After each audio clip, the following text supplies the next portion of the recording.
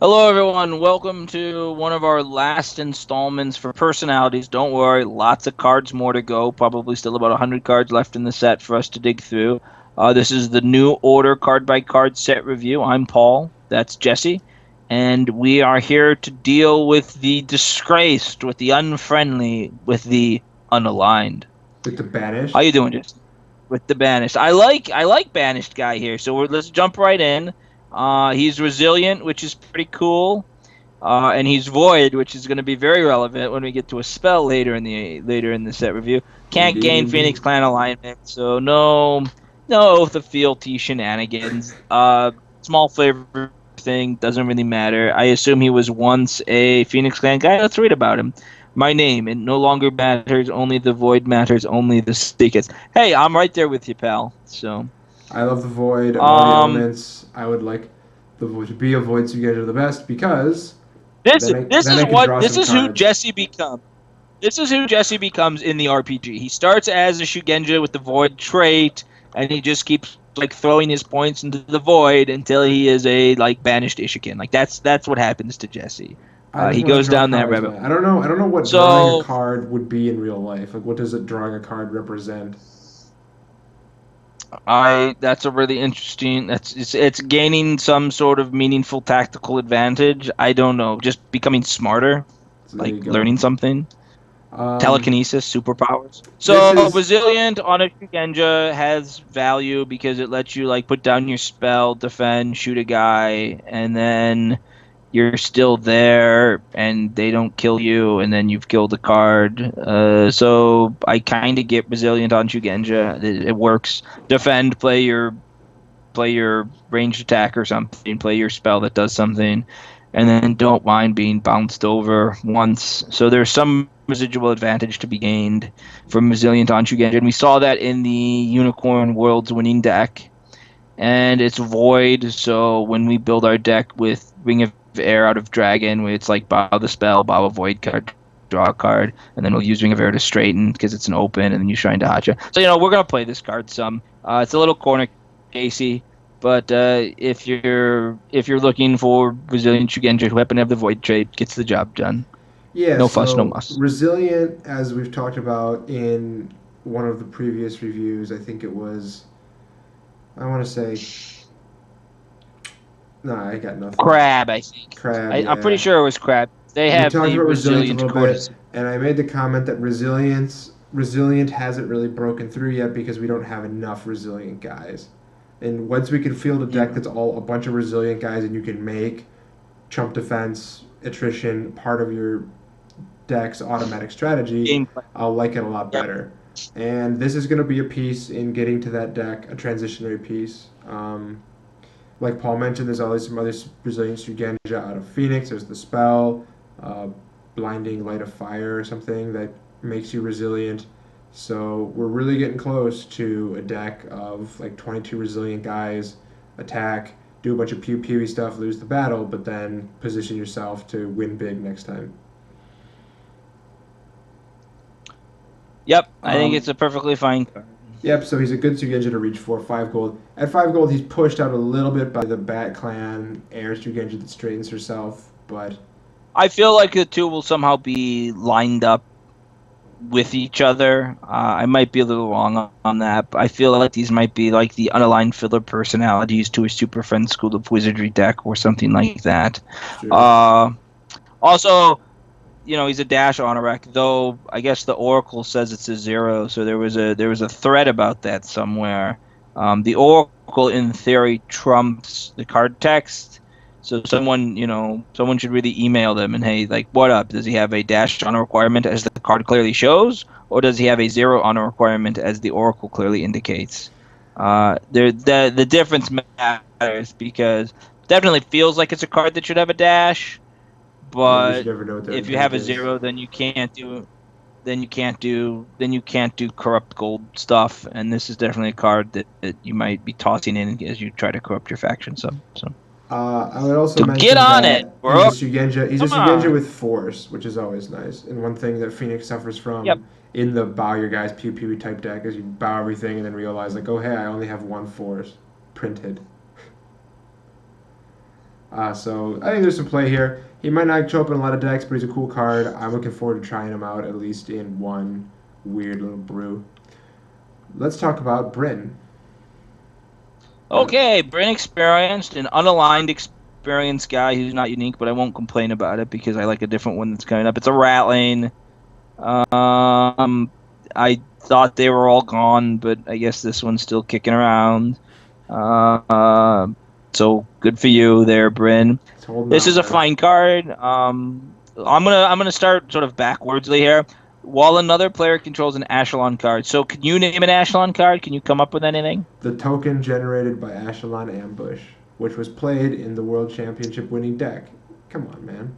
Nah, it was the backup deck. It was the Spider deck. Okay, so there's that. I came up with Echelon Blade, but I don't know if it has the Echelon keyword, so I don't know if it actually counts as an Echelon card. What do we think? It should. I mean, yeah, I think it has the Echelon keyword. It must. Either way, So guess we got what? two. We got That two trade's never cards. coming up. All right. So there you Yep. go. But the next So one, that not gonna. The next one is while an attachment is another player's discard pile, that could come up from time to time. Certainly, if you destroy their attachments, and then if he has an attachment, he gains an extra bonus. That's really easy to trigger. He's a scout. He is not for me better than Xanthar, but it could be like a fill-in cheap scout personality for those kinds of bagel type decks, right? yep.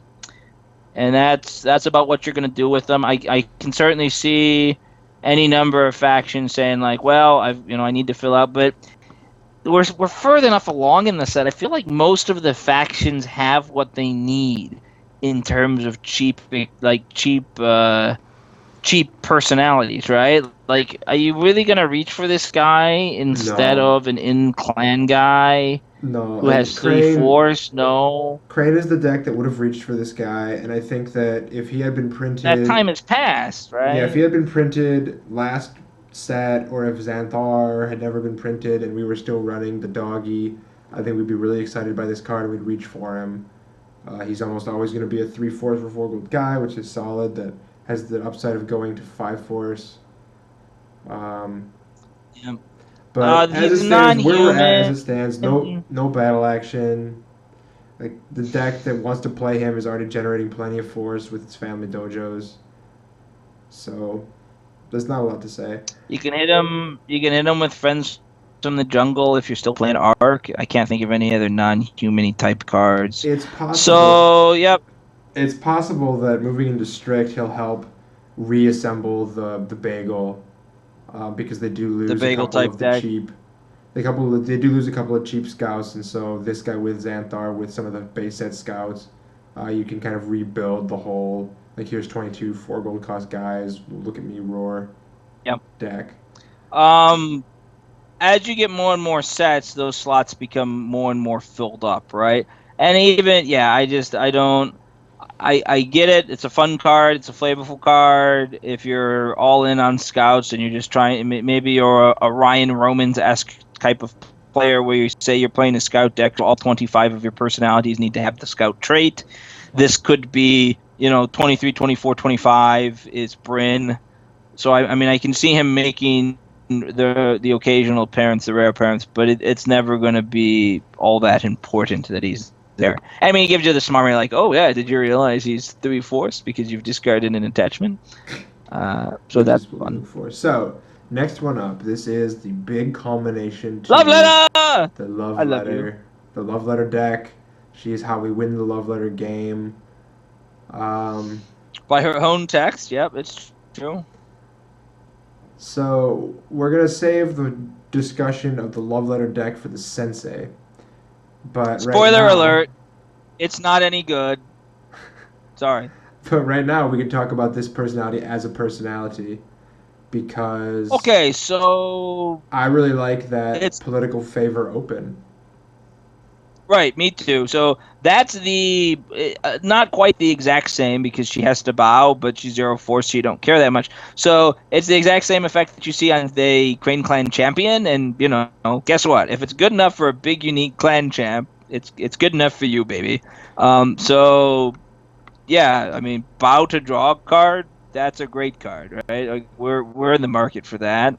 Now there are differences, The right? lack there's a number of differences, but the lack of clan or the lack of other keywords is sort of really weird. So she's an heir, but she's not a courtier. She's not a samurai. She's not anything else. So Nope. she's just doing nothing for you except bowing to draw you cards.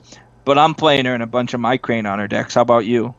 Yeah, and I mean she does duel. Like she is 5 chi. She can stand there and Absolutely. come one at a time if that's what we want her to do. Unless you're So playing the sensei, because if you lose her, you lose the game, and that's not a lot of fun. that is not no, that is not a lot of fun at all. But yeah, I think that she's going to be a guy like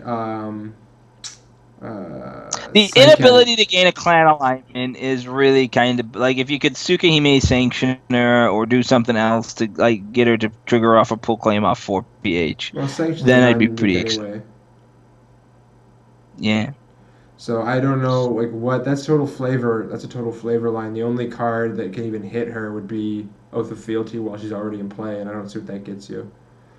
So Yep. that's just And so flavor text. yeah, it's Um, fine, and it's fine for flavor sure, text. it's something that's So been on Imperial guys in the past. 12 honor is really high, so that's going to Right, be a that's what we're barrier getting for a to. lot of.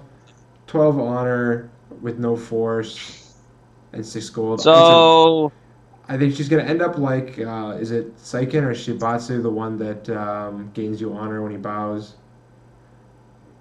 Shiabatsu is the spider one. He's the Yeah, one that gains you honor. Shibatsu. Nobody So, plays him. but they I actually should. think that's a mistake. I think more people should play Shiabatsu.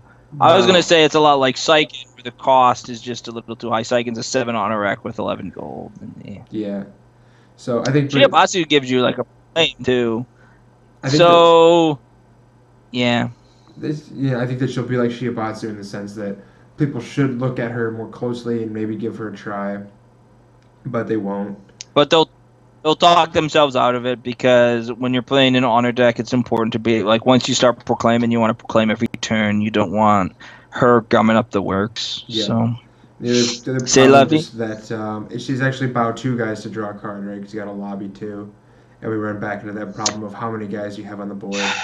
Crane also has a lot of different Yeah, things they but can do with their favor. you can have Shikagawa's courts. You can have like Daigonon, so you lobby on their turn, gain a card on their turn, lobby on your turn, gain a card on your turn straight. I mean, I'm going down a rabbit hole, and that's a mistake. But she's good, right? She'll net you 2 or 3 fate cards a game, and that can be enough to swing it. Yeah, I just wish there was some way to get around her honor requirement. All right, let's talk about a guy that I am really excited about, and you're really excited about This too. is I mentioned I hinted at this somewhere along. This is my favorite card in the set. Or certainly my favorite personality in the set. I am a Shadowlands Horde player. I prefer big, gigantic Oni, ogres, and trolls. I'm more of a spawning grounds guy. But I've played my share of goblins. I'm okay with goblins, and this is a bigger goblin. So just flavor-wise, it's very much aligned to be the kind of card I want. But this is an actual reason to try to play lose honor corrupt cards because it's really good. Full force for 6 gold is above average rate. Most of the time, you're at 3 force there. It's got the scout trait, so that opens up a number of playable fate side actions, and that is a really good battle ability. Just blow up an attachment with 4 gold cost or less. No, I don't know how invest works in terms of gold costs anymore. Please, no one ask me any questions about invest. Go ask the rules team. Oh Actually, wait, wait, hold it. Probably shouldn't ask them either because they will never answer your question. But blow up an attachment and then I can pay gold to steal it. That's a swing and it's a big one and I like you a lot, Capo. yeah, I think this guy's awesome. This is another guy that I just didn't realize was not unique because of the whole like new non-unique experience things. So when I was first previewed, I liked him a lot as a unique guy. Then I realized he was not a unique guy, and I loved him even more. Anytime you see 3 something, copies. I might even be find myself using my tactical advisors to copy that ability because you know blowing up attachments is a cool thing to do and most of them are full gold cost or less. absolutely, no one's playing big expensive attachments right now. So Keppa is just gonna have the pick of the litter. Um, yeah, I don't have a lot to say. This card is awesome. He's definitely gonna make the cut in the Crane Scouts deck to the extent that the Shout honor out to requirements are going whoever to picked make. Tony Lawrence. Hey, you go, Yeah, Anthony Lawrence. well done, Tony Hooray, Kepa. Lawrence. You got a great card. Not everybody gets that. Paul's, you're doing okay. You're like two for three. Something like that. Anyway, Fulang's Tomb, baby. Still a good one. Okay, and from one cool corrupted personality to another acceptably cool corrupted personality. I don't at all understand how Ogre are Yojimbo. I'm trying to think about how this might make sense. The guy's got too much text on him to have meaningful flavor text, so it just says "Serve Spider, no, that father, not me." Very sort of broken Yoda stuff. So he was maybe asked to be a Yojimbo for some. I mean, I let's just. I think it might be a Kiyosu no Oni as enlightened situation where you just have to is not make any he? sense. It does have my favorite flavor trait that I've seen in a long time, Sinner. Right there with you, buddy. Uh, I like this guy. How do you feel? Well, 9 gold is a lot of gold, so I'm gonna need True a story. lot of meat for 9 gold. But I think he kind of delivers. He Right. So doesn't straighten himself. 9 gold is a lot of gold. Nine. Yeah. So it's not tireless. 9 gold is a lot of gold. I grant you that.